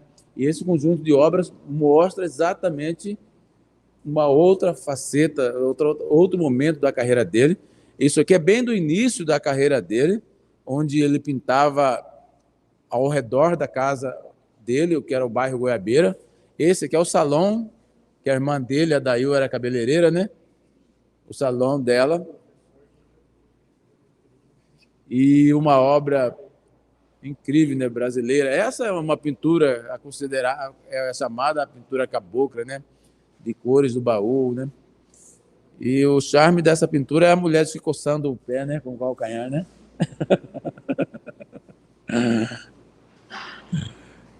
E aqui, né? É a nossa bandeira ainda antes de ser tomada. Ele não tinha formação acadêmica? Não, era um desenhista nato.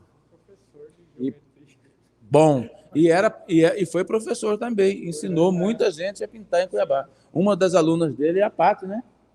Não foi a Pati, foi aluna do Nunes, né? E você pode observar alguns traços delas. Tem bastante...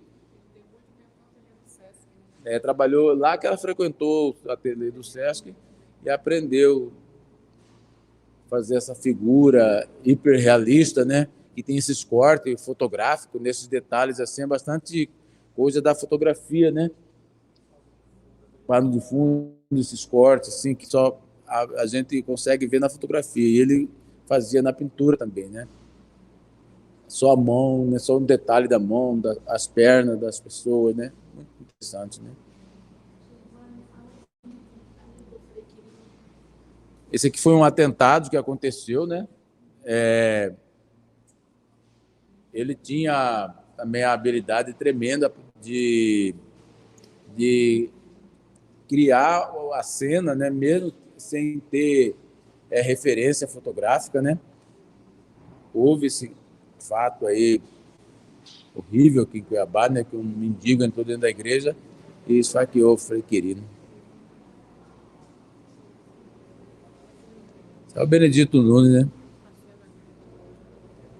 A cena do namoro é ele mesmo, né? Ele em outra figura, né? Ou era o sonho dele.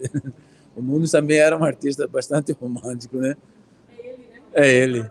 É ele. Ele e seus amigos namoradores.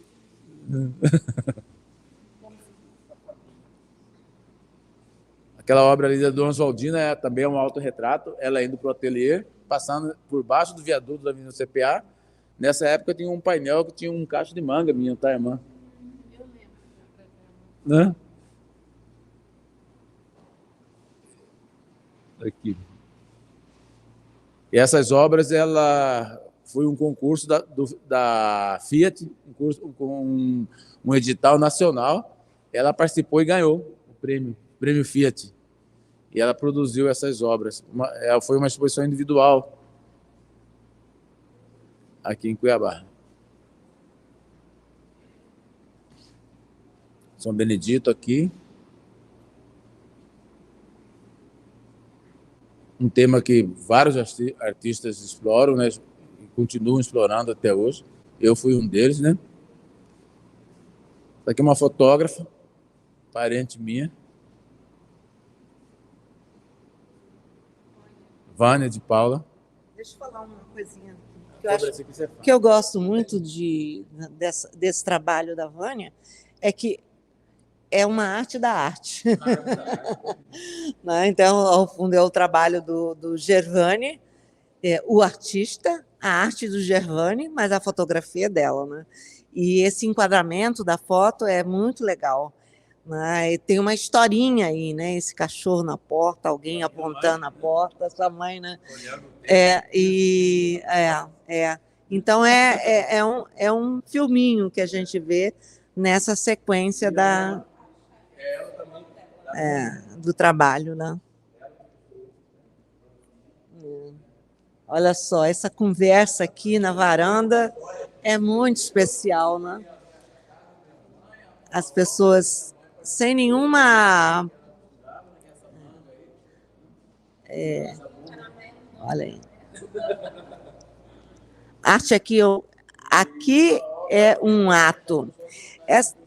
Esse arte aqui é um ato e outras vezes arte aqui eu mato, né? É a referência ao livro clássico já da Aline Figueiredo, que arte aqui é mato. Então o Gervani sempre brinca com essa expressão em várias obras, né? Aqui, ó, Gervani. Está crescendo um mato aqui, ó. Literalmente, né? Fala pra gente dessa manga. Então, essa obra aqui, como a Ludmila observou muito bem, é uma história, é um filme de verdade, porque todos que estão fotografados participaram da obra, sobretudo minha mãe, que está assistindo a performance ali do texto Arte Aqui é o Mato, né? Ela era uma costureira, né? Costureira autodidata, que costurava para os filhos, na época precisava, né? Ninguém tinha dinheiro para comprar camisa nem calção, e ela fazia, né? E ela que fez essa manga desse soldado aí segurando essa bomba aí. Aqui está ela e as irmãs dela conversando. Gente, esse óculos desse óculos é muito legal. Fotógrafos.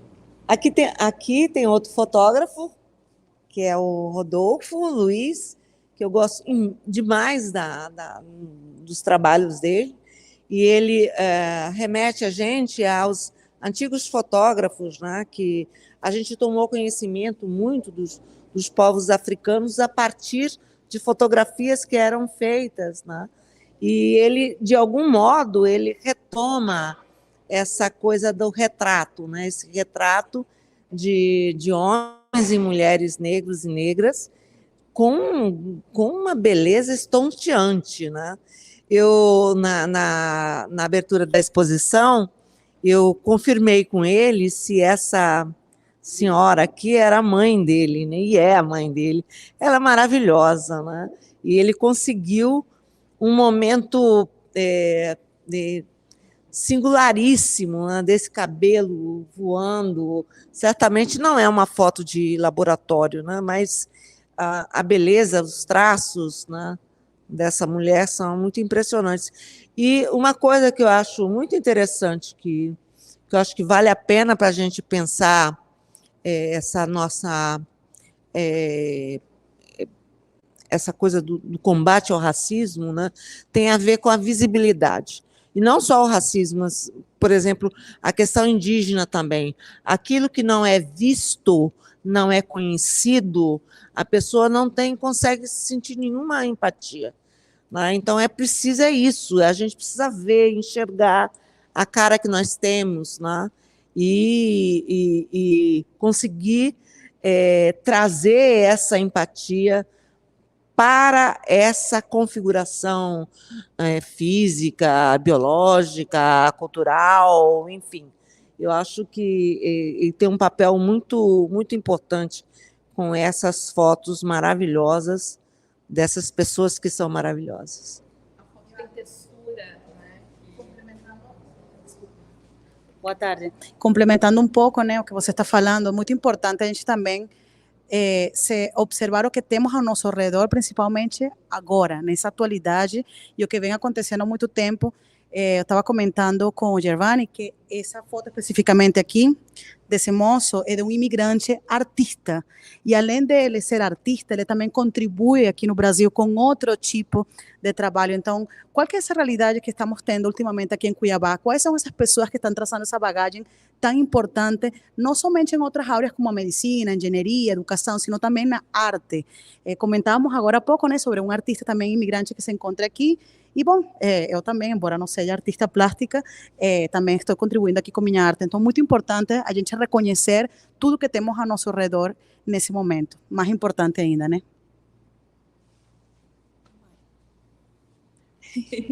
É um prazer ter esse momento, receber Gervani e Ludmila aqui para essa visita guiada, numa parceria não só do ECO, mas também do Museu de Arte Sacra e do MACP, né, aqui o Museu de Arte e Cultura Popular, que conseguem proporcionar esse momento, que é um momento tão potente para todas e todos nós que estamos aqui. Concordo completamente com a Ludmila quando ela fala que é muito relevante para as pautas identitárias esse ser visto, né? Porque isso contribui para não só criar sensibilidade, empatia, mas também para denunciar muito do que acontece, que é tão cruel no mundo, em um mundo em que a extrema-direita aumenta e aumenta, não só no Brasil, não só na América Latina, mas globalmente falando, e me parece que é um movimento que não tem retorno. Então, a nossa resistência também não pode ter retorno, não pode ter descanso, e momentos como esse contribuem para que a gente continue acreditando. Obrigada. Acho que a parte para terminar, né? Então, vamos pegar essa Paty Wolf, que eu tenho o prazer de conhecê-la já há algum tempo, principalmente na cerâmica, né, de Cuiabá, mas ela é uma artista que faz, não é multimídia, mas ela é uma multiartista, né? Porque ela faz, ela pinta, ela faz cerâmica, ela faz trabalho em papelão, e agora ela está com vários trabalhos em cima de tijolos, né? Desses tijolos, e ela traz assim um canto que diz muito, e eu acho que nessas horas é até difícil você dizer o quê. Não tem o que dizer, é olhar, né? Perceber, sentir, né? aqui tem a ver com uma área de trabalho, né, enfim, traz aí os traços de uma existência em que a cor da pele é muito importante, né? Marca essa existência para o bem e para o mal, né? Para o afeto sincero e para a violência, né? Então, eu acho que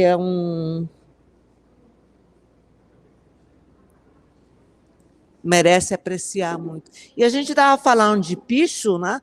Mas essas marcas em cima, elas remetem aos primeiros pichos, né? Aliás, tem até uma certa semelhança em algumas formas com o tal do selacanto provoca maremoto. Mas é esse picho que é esse grito silencioso. Acho que é isso. Gervane, temos mais aqui, né? Ela pinta, desenha, escreve, esqueci, indicada ao Prêmio Jabuti. Então, a Paty é uma artista para lá de completa. Agora, esse trabalho dela é efêmero, né? É o quê? Efêmero. Sim, porque ele vai ter que ser desmontado, né? Sim, sim. Aprender com essa nova modalidade da arte, né? Porque até então a gente é acostumado a materializar tudo, né? E aí eu acho que esse pontapé aí da Paty fazer essa obra efêmera, né? É preciso pensar na impermanência. Nós também somos efêmeros. Toda obra que é perecível ao tempo, né? Toda obra humana, né? Pode ser que alguém arranque essa parte. Pode. Não, eu acho que dá para levar ela. Eu acho que é possível, né? Instalar ela em outro lugar. Ela foi feita com material perecível, né? Mas é possível, sim, instalar ela no quintal, né? Numa varanda, né? Mas não é o objetivo. Mas eu diria que a importância dela é estar aqui. Está sendo gravada, né? Tem imagens, tem as pessoas em contato com a obra, é isso que importa, né? Porque mesmo que você leve para outro lugar, não é mais a mesma coisa, né? Já vai ser um arremedo da obra aqui, né? Tem alguma obra da exposição de 88? Da exposição que teve em 88 Tem artistas mais ou menos. É o Oswaldina, o Nilson e o Alcides. Nós participamos da Negra Acessibilidade, né? Ok, gente, a gente vai encerrar dando um grande tchau para vocês, agradecendo todos que estiveram aqui conosco, né, nesse momento dessa roda de conversa, o pessoal aqui presente também, que foi maravilhoso. Em nome do MACP e do Museu de Arte Sacra de Mato Grosso, a gente deixa um grande abraço caloroso e participem de toda a programação dessa exposição que foi feita. E para todos, tchau, tchau, tchau.